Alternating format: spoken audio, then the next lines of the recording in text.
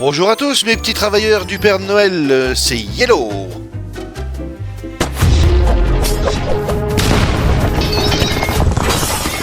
Alors dans ce 19e volet du calendrier de l'Avent, quand j'ai voulu préparer cette vidéo sur les lutins de Noël, on m'a fait remarquer un détail. Mais ce ne sont pas les lutins, ce sont des elfes de Noël.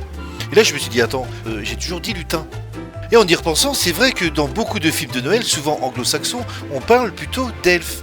Il y a même le film Elf où un humain grandit parmi les elfes du Père Noël. En fait, tout dépend des cultures. En France, on parle majoritairement de lutins de Noël, alors que dans les pays nordiques et dans la culture anglo-saxonne, on parle plutôt d'elfes de Noël.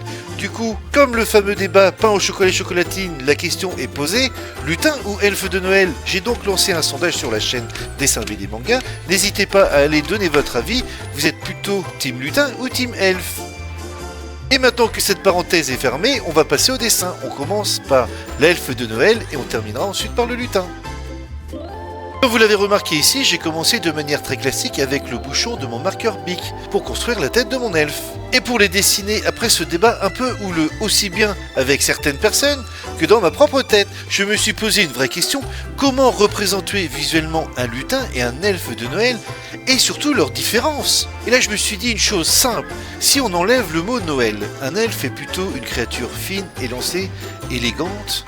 A l'inverse, le lutin, on le voit comme une créature plus nocturne, à la limite diabolique, un peu plus trapu, avec un corps plus compact. Ses oreilles sont presque à plat, alors que celles de l'elfe sont davantage collées au crâne, plus discrètes et plus fines. À partir de là, tout était clair. J'avais mes différences visuelles, je pouvais donc passer au dessin. Pour le crâne, comme vous le voyez, je me suis servi du cercle que j'ai tracé avec le bouchon de mon marqueur Bic, puis je l'ai légèrement rétréci et affiné. L'objectif est que la tête complète, oreille comprise, rentre bien dans cette forme. Niveau du corps, on part sur quelque chose de très simple. Ici, on est sur un trapèze avec des épaules qui dépassent très légèrement du crâne, vraiment de façon subtile. Pour le bas du corps, je trace ensuite deux lignes parallèles et verticales par rapport au visage, sans tenir compte des oreilles. Je les descends jusqu'en bas pour définir la largeur de la taille, volontairement très fine. On le voit ici avec les deux traits que j'ai laissés. Je ferme directement la forme avec la ceinture, ce qui me donne une base claire et lisible pour la suite du dessin. Juste en dessous de la ceinture, je commence par tracer deux petits traits bien droits à la verticale, vraiment très courts. Ils servent simplement de point de départ. Ensuite, je repars avec les jambes en biais. Pour l'inclinaison, je prends exactement le même angle que celui du torse. Je fais même une continuité. L'angle du torse se prolonge naturellement au niveau des jambes. Et dans le domaine du dessin simplifié, au niveau de l'épaisseur, on va faire des jambes droites, tout simplement.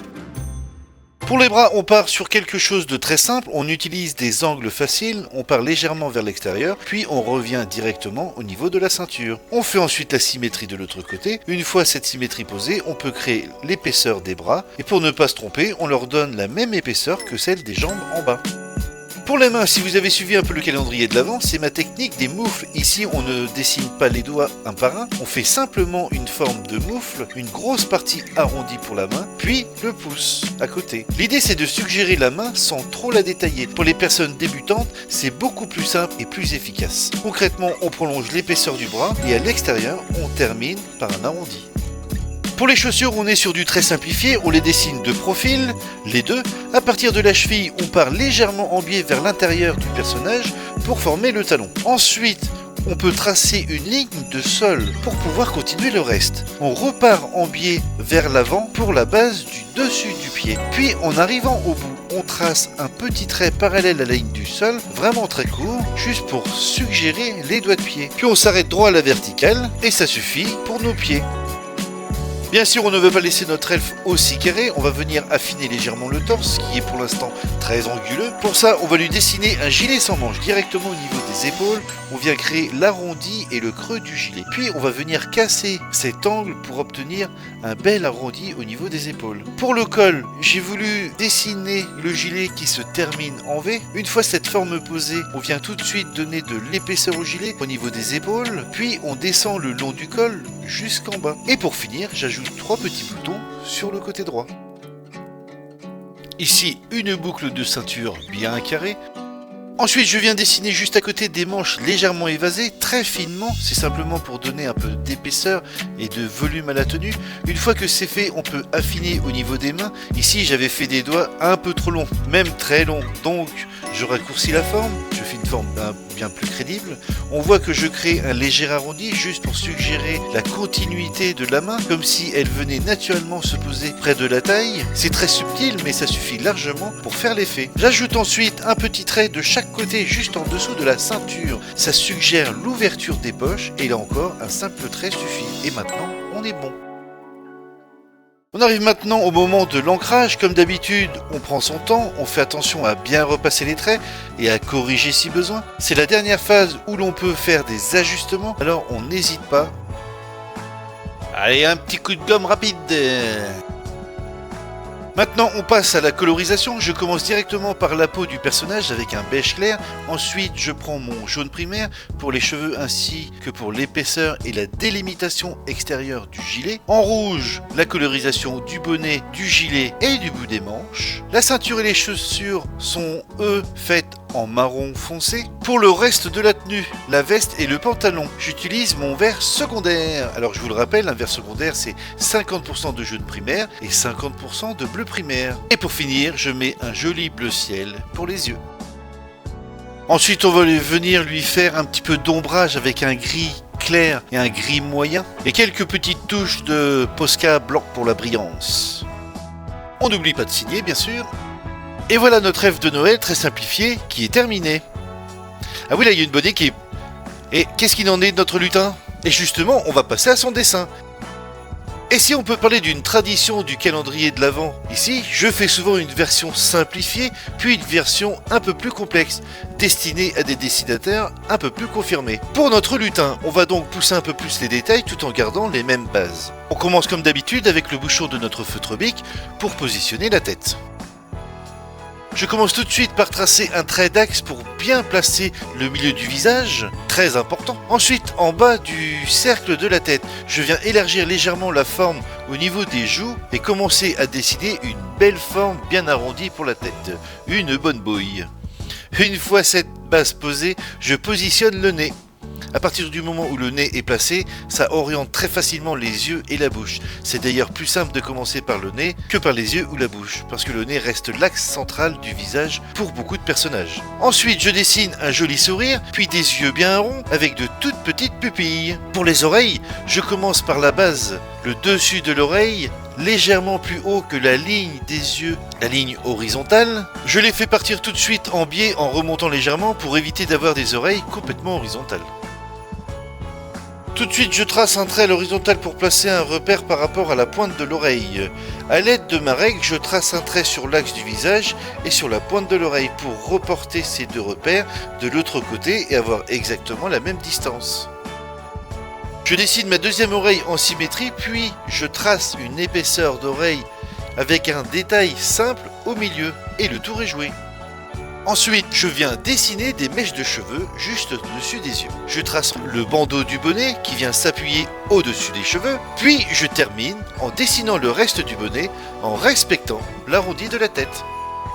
Pour notre lutin, j'ai choisi des formes plus rondes et plus compactes. Je repars avec un axe central pour le corps, puis je construis une silhouette autour, avec un volume qui empiète légèrement sur la mâchoire. Ça renforce immédiatement le côté trapu, potelé du personnage. Et là, je choisis de mettre notre lutin en mouvement, comme s'il s'avançait vers nous. Pour commencer, je ramène simplement le contour des jambes vers l'axe central du corps. Ça me permet de poser tout de suite une silhouette globale du personnage. Je place ensuite la ceinture, puis les bras légèrement écartés afin de pouvoir dessiner rapidement le paquet cadeau devant lui. Une fois le cadeau en place, avec ses rubans, je suggère le bout des doigts juste en dessous pour montrer qu'il le tient. J'épaissis ensuite les bras, puis je passe aux jambes. Je démarre avec des traits simples et droits avant d'affiner. Et là, une jambe passe clairement devant l'autre, ce qui donne immédiatement l'effet de marche. Je reviens un petit peu sur les épaules pour les arrondir, j'ajuste à quelques endroits, puis je termine par les chaussures. Alors ces deux formes simples, proches d'un trapèze, avec un léger volume à l'avant pour suggérer le bout du pied, un simple rectangle. Alors je commence par affiner les détails du pantalon, notamment les dessus des poches. J'ajoute un peu plus de volume et de détails que sur l'elfe, mais ça reste volontairement discret. Ensuite, on va reprendre le même style du gilet que celui qu'on a dessiné pour l'elfe. On peut donc refaire exactement la même chose sur notre lutin. On repasse ensuite sur les jambes pour créer des arrondis et casser ces tubes bien droits qu'on a tracés. On peut travailler légèrement les cuisses, suggérer le genou, les mollets, quelque chose de très simple. Et ensuite, on va passer à l'ancrage.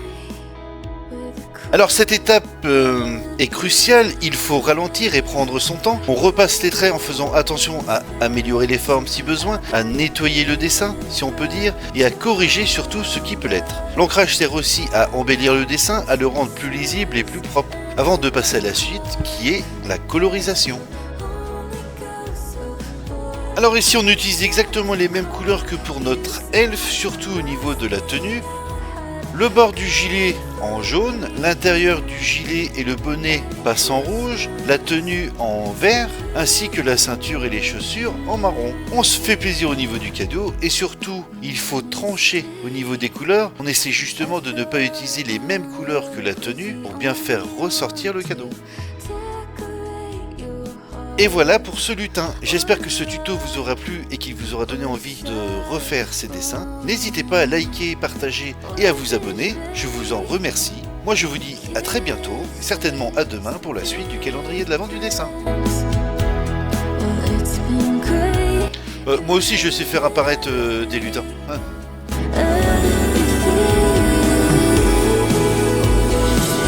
Joyeux Noël à tous!